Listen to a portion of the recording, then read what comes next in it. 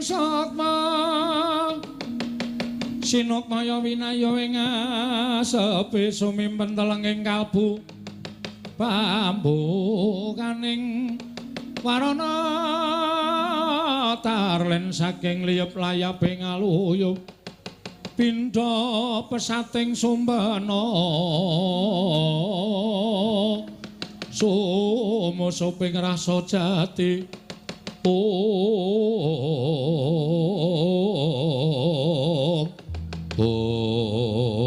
tan kawusa manjing lenging kadempel nalika semanten nata mandura Prabu Baladéwa Raden Arya Werkudara ngawi sanggaring para putra Pandhawa pating bleber pating Caka Trita mludhakaning daratan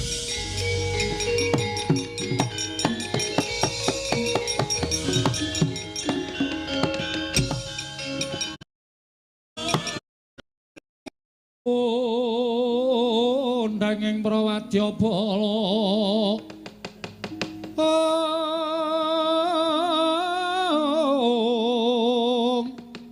Pok sur tambur myang suling pepandhen dalutak miwa bandera kandha mawarna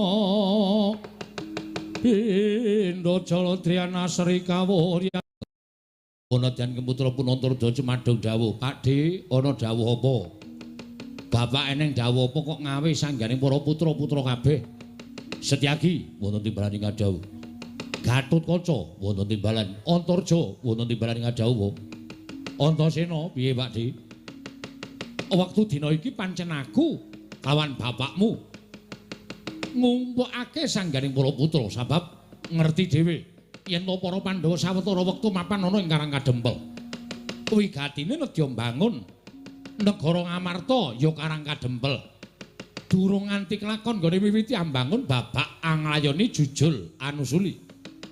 Wonten pitados menapa Kanjeng Koko Prabu Setyaki wonten timbalan rawuhing Begawan Durna ingkang bakal mboyong Semar Badranaya pokoke ora tak jlentrehke ingkang kanthi cetha wase pendak-pendak Kurawa ingkang dipandhigani dening Begawan Durna apa dening Pati Sengkuni yen to tekan ngendi papan mesti bakal gawe geger mesti bakal gawe kisruh mriki mula dina iki mau Begawan Durna padu karo Bagong mongko tak wis padake Bagong wis melayu rikat bakal methukke prajurit sing digawa dening Begawan Durna.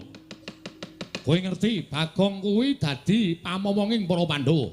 Setyaki sithik akeh wis tau tate nampa pangudange Bagong, Gatotkaca semono uga tau dimong karo Bagong. Antarja tau dimong karo Bagong, Antasena ya tau dimong karo Bagong.